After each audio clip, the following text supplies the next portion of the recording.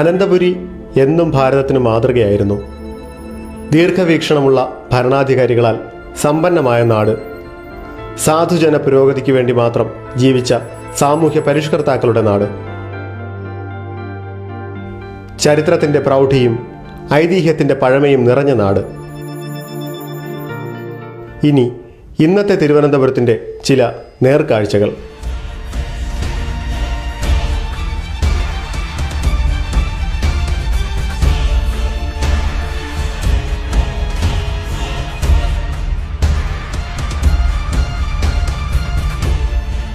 തലസ്ഥാന നഗരിയായിരുന്നിട്ട് കൂടി തിരുവനന്തപുരം നഗരത്തിൽ അടിസ്ഥാന സൗകര്യങ്ങളുടെ അഭാവം കാണാം. കഴിഞ്ഞ 40 വർഷം കോർപ്പറേഷൻ ഭരിച്ചിരുന്നവർ ഇതിനുത്തരം പറയണം. 1877 ആയില്യം തിരുനാളിൻ്റെ കാലത്ത് രാജ്യത്തെ തന്നെ ആദ്യത്തെ ശുചിത്വ പരിപാലന വകുപ്പ് ആരംഭിച്ച മഹത്തായ പാരമ്പര്യമുള്ള നഗരത്തിൻ്റെ കാഴ്ചകളാണിത്. സ്വീവേജ് പദ്ധതികൾക്കായി നഗരസഭ ഒഴുക്കിക്കളഞ്ഞത് 336 കോടി രൂപ. ചെറിയ മഴയിൽ പോലും നഗരം മലിനജലത്തിൽ മുങ്ങുന്നു. 14 കോടിയുടെ സ്റ്റോം വാട്ടർ ഡ്രെയിനേജ് പദ്ധതി പ്രഖ്യാപനത്തിൽ മാത്രം. അശാസ്ത്രീയമായ മാലിന്യ സംസ്കരണ രീതികളാണ് ഇന്നും കോർപ്പറേഷൻ നടത്തിക്കൊണ്ടിരിക്കുന്നത്.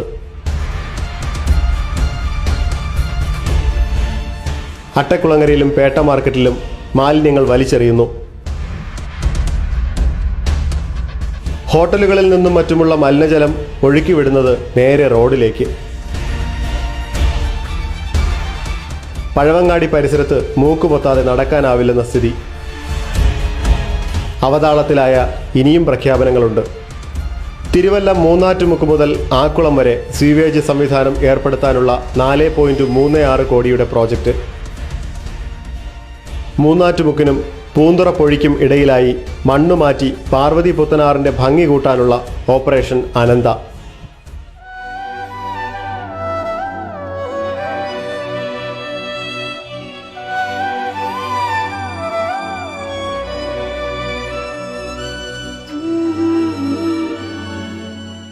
തിരുവനന്തപുരം നഗരത്തിൻ്റെ വെള്ളപ്പൊക്കം നിയന്ത്രിക്കുന്നതിനും മലിനജലമടക്കം കടലിലേക്ക് ഒഴുക്കിക്കളയുന്നതിനുമായിട്ടാണ് രാജഭരണകാലത്ത് പാർവതി പുത്തനാർ നിർമ്മിച്ചത്.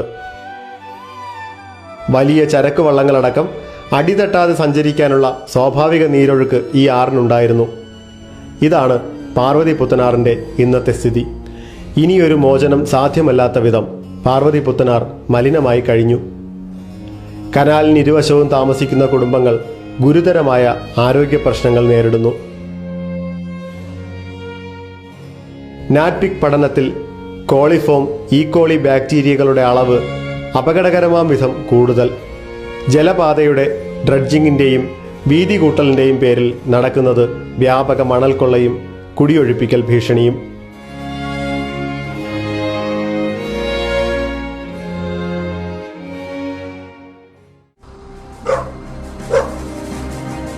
അഞ്ച് ലക്ഷത്തിലധികം തെരുവ് നായ്ക്കൾ അലഞ്ഞുതിരിഞ്ഞ് സ്ഥിതി ഗുരുതരമായിട്ടും നായ്ക്കളെ പിടികൂടാനോ വന്ധ്യംകരിക്കാനുള്ള പദ്ധതികളെല്ലാം കടലാസിൽ തന്നെ. അധ്യാപികയുടെ കൺമുന്നിൽ വെച്ചാണ് അംഗനവാടിയിലേക്ക് ഓടിക്കയറിയ നായ 2 വിദ്യാർത്ഥികളെ കടിച്ചത്. With growing stray dog population, over 40,000 dog bite cases have been reported in the last 8 months. അതിരൂക്ഷമാണ് നഗരത്തിലെ തെരുവ് നായ്ക്കളുടെ ശല്യം. ഇവയെ വന്ധ്യംകരിക്കാനുള്ള ശ്രമങ്ങൾ എങ്ങും എത്തിയിട്ടില്ല. നഗരത്തിൽ നിന്നും ഗ്രാമീണ മേഖലകളിലേക്ക് നായകളെ കൊണ്ടുവന്ന് തള്ളുന്നുവെന്ന ജനങ്ങളുടെ ഗുരുതരമായ ആരോപണത്തിന് മറുപടി പറയേണ്ടത് കോർപ്പറേഷൻ ഭരിച്ചു മുടിക്കുന്നവരാണ്.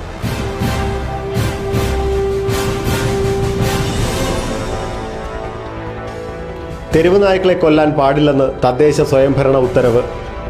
പേരൂർക്കട ആശുപത്രിയിൽ തെരുവ് നായ ശല്യം അതിരൂക്ഷം. കാൽനടയാത്രക്കാർക്ക് നഗരത്തിലിറങ്ങാൻ ഭയം. 2015-16 ബജറ്റിൽ മാതൃകാ സ്കൂളായി പ്രഖ്യാപിച്ച മുട്ടത്തറ പൊന്നറ സ്കൂൾ നിർമ്മാണത്തിലെ അപാകത മൂലം തകർന്നു വീണു. 250 കുട്ടികൾ രക്ഷപ്പെട്ടത് തലനാരിഴയ്ക്ക്. 18 ലക്ഷം രൂപയുടെ അഴിമതി തെളിയിക്കുന്ന ഫയൽ നഗരസഭ പൂഴ്ത്തി. അന്വേഷണ റിപ്പോർട്ട് കരാറുകാരനെ സംരക്ഷിക്കാൻ. ചേരിരഹിത തലസ്ഥാനമെന്ന പ്രഖ്യാപനം നടപ്പിലാക്കിയത് ചേരി നിവാസികളെ കുടിയൊഴിപ്പിച്ചുകൊണ്ടാണ്. നഗരഹൃദയത്തിൽ കാലങ്ങളായി അവഗണന അനുഭവിച്ചുകൊണ്ട് ജീവിക്കുന്ന ചേരി നിവാസികൾക്ക് അവരുടെ മണ്ണിൽ തന്നെ പാർപ്പിടമൊരുക്കുന്നതിന് പകരം നീചമായി കുടിയൊഴിപ്പിക്കുന്നു.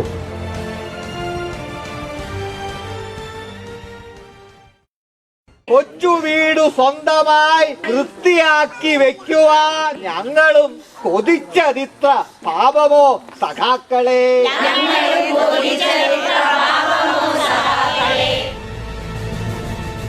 അവകാശപ്പെട്ട 2 ഏക്കർ ഭൂമിയിൽ വീട് നിർമ്മിച്ചു നൽകണമെന്ന ആവശ്യവുമായി 300 പട്ടികജാതി പട്ടികവർഗ കുടുംബങ്ങൾ മണ്ണാമൂലയിൽ കുടിൽ കെട്ടി സമരത്തിലാണ്. മേയറുടെ ധാർഷ്ട്യം കലർന്ന ഭാഷയിൽ ഇവർ കയ്യേറ്റക്കാർ മാത്രമാണ്. 17 വർഷം മുമ്പ് നഗരസഭ ഇവർക്ക് വേണ്ടി തന്നെയാണ് ഭൂമി വാങ്ങിയതെന്ന സത്യം മേയർ സൗകര്യപൂർവ്വം മറന്നു.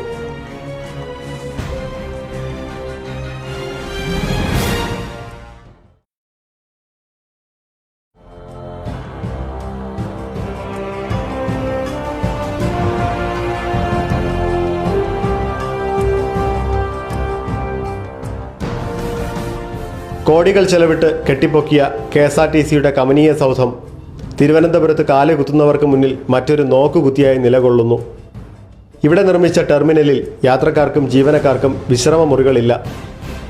ദീർഘദൂര ബസ്സുകളിലെ ജീവനക്കാർ വിശ്രമത്തിനായി മറ്റു ഡിപ്പോകളെ ആശ്രയിക്കുന്നു.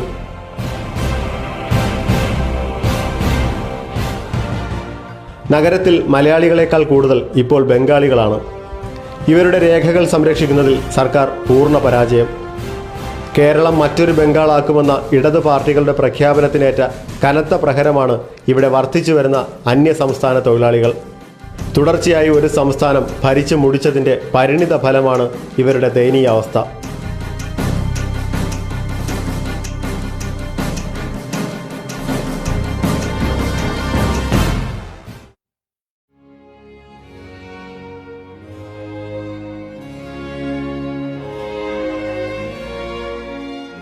നഗരം നേരിടുന്ന പ്രശ്നങ്ങളിൽ ചില കാര്യങ്ങൾ മാത്രമാണിത്. ഉമ്മൻചാണ്ടിയുടെ സർക്കാരും മേയർ ചന്ദ്രികയുടെ കോർപ്പറേഷനും ഉറക്കത്തിലാണ്. അധികാരത്തിൻ്റെ സുഖ സൗകര്യങ്ങൾ ആസ്വദിച്ച് കൊടിവെച്ച കാറിൽ ഇവർ പായുന്നത് അസംതൃപ്തരായ വോട്ടർമാരുടെ ഇടയിലൂടെയാണെന്ന് ഓർക്കണം. ഈ ഭരണകെടുകാര്യസ്ഥതയ്ക്കെതിരെയുള്ള ശക്തമായ വിധിയെഴുത്താകും ഈ തെരഞ്ഞെടുപ്പ്.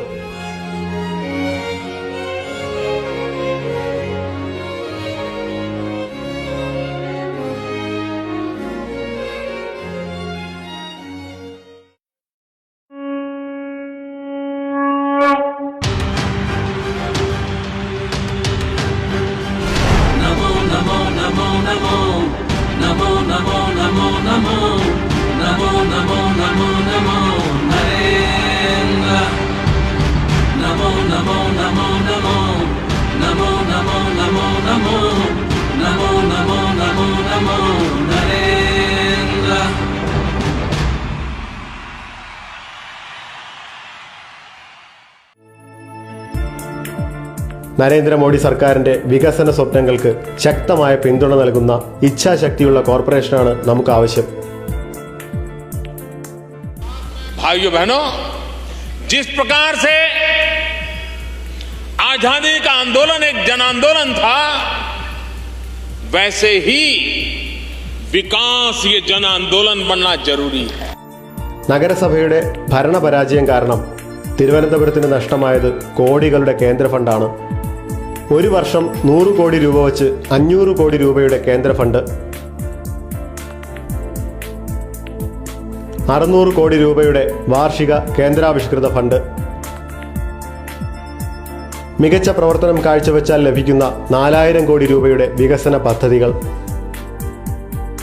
കേന്ദ്ര സർക്കാരിൻ്റെ വൻകിട വികസന പദ്ധതികളായ ഡിജിറ്റൽ ഇന്ത്യ, സ്വച്ഛ് ഭാരത് അഭിയാൻ, ദേശീയ പൈതൃക വികസനം, എല്ലാവർക്കും വീട് എന്നിവയിൽ പ്രഥമ പരിഗണന, സ്മാർട്ട് പാർക്കിങ്ങും ഇൻ്റലിജൻറ്റ് ട്രാഫിക് മാനേജ്മെൻറ്റ് സംവിധാനവും, നഗരത്തിൻ്റെ സമ്പൂർണ്ണ ഡിജിറ്റൽ വൽക്കരണം. ഇങ്ങനെ നിരവധി പദ്ധതികളാണ് നമ്മൾ അനന്തപുരി നിവാസികൾക്ക് ഇതുവരെ നഷ്ടമായത്. ജനവഞ്ചനയുടെ ഭരണപരാജയത്തിൻ്റെ 25 വർഷങ്ങൾ കടന്നു പോകുന്നു. ഇനി തീരുമാനമെടുക്കേണ്ടത് നമ്മളാണ്. ഇത്തവണത്തെ നമ്മുടെ ഓരോ വോട്ടും വികസനത്തിന്, ജനക്ഷേമത്തിന്, കരുതലിന്, ഇച്ഛാശക്തിക്ക്. നമ്മുടെ ഒറ്റ വോട്ട് ശരിയായ രീതിയിൽ വിനിയോഗിച്ചാൽ അതൊരു ചരിത്രമാകും. വളർന്നു വരുന്ന പുത്തൻ തലമുറയ്ക്ക് ധൈര്യം പകരുന്ന ചരിത്രം. നമ്മുടെ ഓരോ വോട്ടും BJPക്ക്.